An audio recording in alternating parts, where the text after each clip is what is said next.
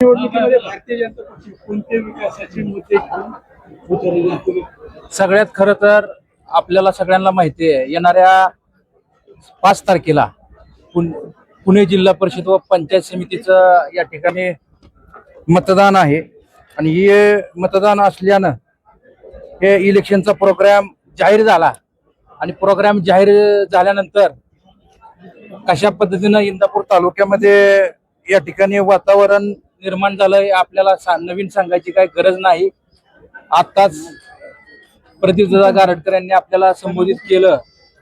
आणि भारतीय जनता पार्टीच्या वतीनं इंदापूर तालुक्यामधील जिल्हा परिषदेच्या सर्व जागा 8च्या 8 आणि पंचायत समितीच्या 16 जागा या आम्ही भारतीय जनता पार्टीच्या वतीनं लढत आहोत. आणि त्याचं चिन्ह सुद्धा आपल्या सगळ्यांना माहिती आहे, त्याचं चिन्ह एक कमळ. आणि सगळ्या कार्यकर्त्यांच्या आग्रहाखातर तुम्हाला मी आज सांगतो, इंदापूर तालुका हा स्वाभिमानी तालुका आहे.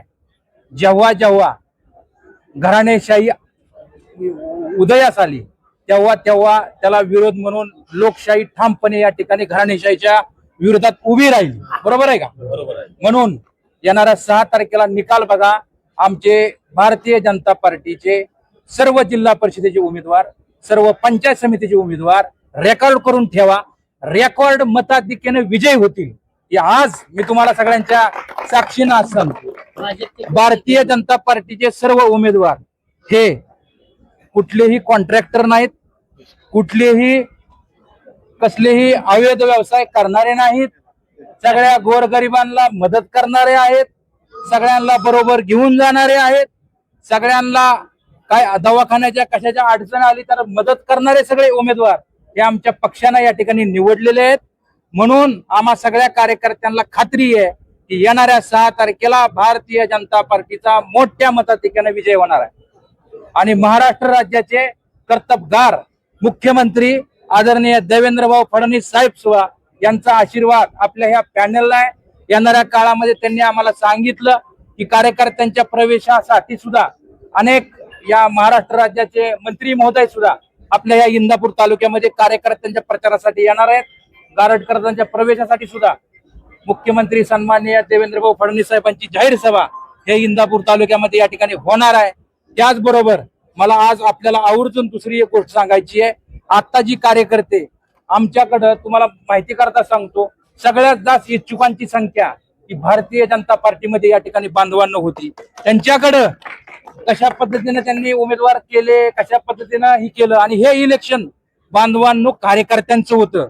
हे इलेक्शन कोणत्याही नेत्याचं नव्हतं. जेव्हा कार्यकर्त्यांचं इलेक्शन आलं तेव्हा सगळी बांधवांनो एक झाली. आणि कशा पद्धतीनं काय केलं हे तुम्हाला सांगतो. अहो, जेव्हा कार्यकर्त्यांचं इलेक्शन असतं तेव्हा मैदानात येऊन आपण कार्यकर्त्यांसाठी लढलं पाहिजे ह्या मताचा आम्ही सर्वजण या ठिकाणी बांधवांनो कार्यकर्ता आहे. आणि ही शिकवण आम्हाला भारतीय जनता पार्टीने दिलेली आहे, लक्षात ठेवा. आणि आमच्या पॅनलमध्ये कुठलीही घराणेशाही नाही, कारण की आम्हाला वरिष्ठांपासूनच किंवा भारतीय जनता पार्टीचे संस्कारच आहेत की आपल्या कार्यकर्त्यांना घडवा, कार्यकर्त्यांना न्याय द्या. आणि भ्रष्टाचार मुक्त काम निश्चित येणाऱ्या काळामध्ये पंचायती समितीसह जिल्हा परिषदेमध्ये बांधवांनो या ठिकाणी होणार आहे. आणि जिल्हा परिषदेवरती सुद्धा येणाऱ्या काळामध्ये भारतीय जनता पार्टीचाच झेंडा या ठिकाणी बांधवांना फडकणार आहे हे सुद्धा ठामपणे सांगतो. अहो, पंचायत समिती इंदापूर पंचायत समितीची काय अवस्था आहे, इथं सगळी लोक आहेत. घरकुलाची काय अवस्था आहे, घरकुलाचे हप्ते वेळेवर मिळतात का सांगा की? मला सांगा. विहिरीचे हप्ते वेळेवर मिळतात का मला सांगा. एखाद्या दलित वस्ती अंतर्गत रस्ता जर दलित वस्तीतले रस्ते जर मंजूर केले असले तर ते रस्ते दुसरीकडे निधी वळवला जातो. खरं आहे का खोटं आहे? मला म्हणजे कुणालाही विचारा.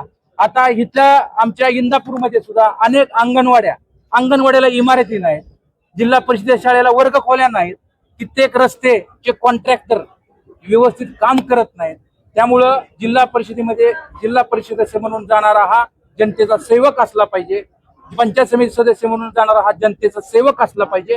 आणि ही सेवा आपली इंदापूर तालुक्याच्या नागरिकांची सेवा करण्यासाठी भारतीय जनता पार्टीनं संपूर्ण पॅनल या ठिकाणी उभा केलेला आहे. आणि मला खात्री आहे आदरणीय देवाभाऊंच्या नेतृत्वाखाली या इंदापूर तालुक्यामध्ये भारतीय जनता पार्टीचाच पॅनल बहुमतानं बांधवांनो या ठिकाणी विजय होणार आहे आणि सगळ्या कार्यकर्त्यांना प्रचंड द्वेष आहे, प्रचंड राग आलेला आहे. लक्षात घ्या, माणसांना असं कार्यकर्त्याच्या इलेक्शनला अशी हेळसांड केलेली आहे, सगळ्यांनी वाऱ्यावर सोडून दिलेलं आहे, वाऱ्यावर अक्षरशः काय पद्धतीने केलेलं आहे. अहो म्हणजे त्यांनी उमेदवार मागायचा अधिकार सुद्धा हिरावून घेतला आणि त्यांनी अनेक जाहीर नाही केलं कुठलं चिन्ह घेणार आहे, कुठला पॅनल करणार आहे. का तर आपणच संधी दिली पाहिजे आणि आपण जर संधी नाही देता आली आपल्याला तर पुढून सुद्धा एखाद्या कार्यकर्त्याला संधी मिळाली नाही पाहिजे याची सुद्धा काळजी बांधवांनो घेतली.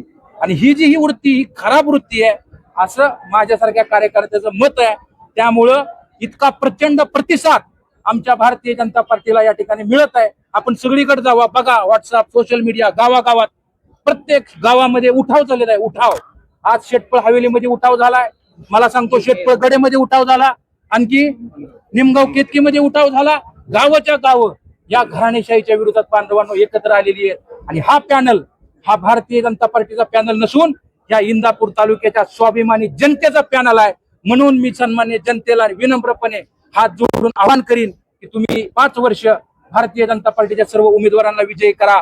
आमचे सगळे उमेदवार तुमची मनापासून सेवा केल्याशिवाय बांधवांवर राहणार नाही.